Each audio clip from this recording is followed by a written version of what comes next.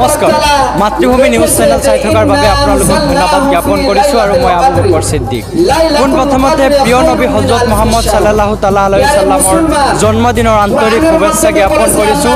আজি মই আহি উপস্থিত হৈছোঁ শিঙিমাৰী কোচগাঁও জামে মছজিদৰ উদ্যোগত এক বিশাল উৰুচ উদযাপন কৰা হৈছে। জামে মছজিদৰ উদ্যোগত ইতিমধ্যে মই উৰুচ স্থলীত আহি উপস্থিত হৈছোঁ। আপোনালোকে চাই থাকক ইতিমধ্যে ইয়াৰ বিষয়ে বিশেষ প্ৰতিবেদন ভাল লাগিছে। মই শিঙিমাৰী কোচগাঁৱত ঈদ মিলাদুন্নবী উপলক্ষে আজি নিশা যিটো প্ৰগ্ৰামৰ ব্যৱস্থা কৰিছে, জলচাৰ ব্যৱস্থা কৰিছে, তাত মোক মাতিছিল বক্তব্য ৰাখিবলৈ মই আহিলোঁ আৰু বৰ ধুনীয়া প্ৰগ্ৰাম হৈছে। হজৰত মুহাম্মদ সাল্লাল্লাহু আলাইহি সাল্লাম এই পৃথিৱীত তেওঁ আহিছিল, আল্লাই পঠাইছে।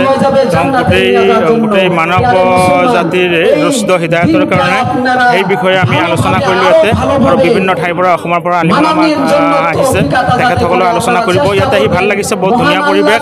শিঙিমাৰী কোচগাঁৱৰ ৰাইজক অশেষ ধন্যবাদ জ্ঞাপন কৰিছোঁ আৰু দোৱা দিছোঁ যাতে আগন্তুক বছৰবিলাকতো তেখেতসকলে এই ধৰণে হজৰত মুহাম্মদ সাল্লাল্লাহু আলাইহি সাল্লামৰ জীৱনৰ ওপৰত আলোকপাত কৰিব পাৰে, আলোচনা কৰিব পাৰে, এনেকুৱা ধৰণৰ পৰিৱেশ আৰু ধুনীয়া জলচাৰ আয়োজন কৰিব পাৰে। এটা প্ৰশ্ন ইতিমধ্যে আপোনালোকৰ যিহেতু হজৰত মুহাম্মদৰ অনুৰাগী আছে, এই অনুৰাগীসকল একাংশই আচলতে আপোনালোকে যেনেদৰে ৰেলী উদযাপন কৰে, একাংশ ব্যক্তিয়ে ৰেলী উদযাপন নকৰে আৰু অবৈধ বুলি কয়। এই বিষয়ে নহয়, ৰেলীৰ বিষয়ে আচলতে বস্তুটো এনেকুৱা, ৰেলী অবৈধ নহয়। এইটো হজৰত মুহাম্মদ সাল্লাল্লাহু আলাইহি সাল্লাম যে দুনিয়াত আহিছিল, তেওঁ ৰহমাতুল্লিল আলামিন হিচাপে আল্লাই তেওঁ প্ৰেৰণ কৰিছে। তেওঁ গোটেই জগতৰ কাৰণে ৰহমত আৰু কৰোণা হিচাপে তেওঁ আহিছে এই পৃথিৱীত। সেইকাৰণে আমি তেওঁ যে পৃথিৱীত আহিছে সেই শুক্ৰিয়া আদায় কৰাৰ উদ্দেশ্যে আমি এইখন ৰেলী কৰোঁ। আৰু ৰেলীত আমি কোনো শৰীয়তৰ খেলাফ কোনো কাম নকৰোঁ নহয়।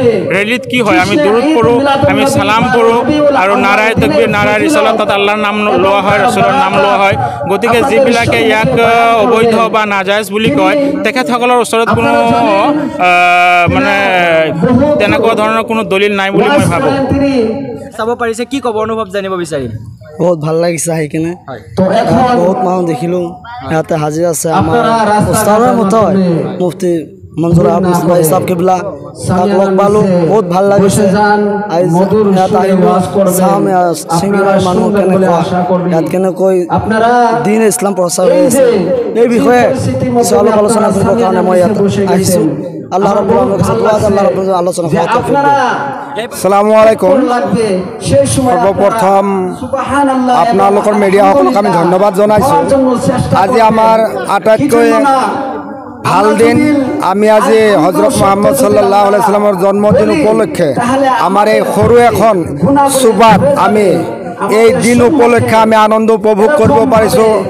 তাৰ লগতে আমাৰ উলামাই কিৰামসকল আহি আমাৰ সুন্নত মুতাবিক হিচাপত আমাক যিখিনি বয়ান কৰিছে, মই ভাবোঁ এইখিনিত আমাৰ সাধাৰণ ৰাইজৰ বহুতখিনি উপকৃত হ'ব। কাৰণ আমি সাধাৰণ মানুহবোৰে ধাৰ্মিক জ্ঞান আমাৰ কম, যাৰ কাৰণে আমি এনেবোৰ অনুষ্ঠানৰ মাজত আমি আলেম উলামাসকলৰ মুখৰ পৰা আমি মূল্যৱান কিছুমান বক্তব্য শুনি আমি কিছুমান মানে কাম কাজত আমাৰ নিজৰ কাৰণে বহুত এটা ভাল পৰিৱেশ সৃষ্টি কৰাৰ এক পৰিৱেশ আমি ইয়াত পাইছোঁ। আমি আশা কৰিছোঁ অনাগত দিনত ইয়াতকৈও যাতে ভাল হয় আৰু সকলোৰে সহায় সহযোগিতা কামনা কৰিছোঁ।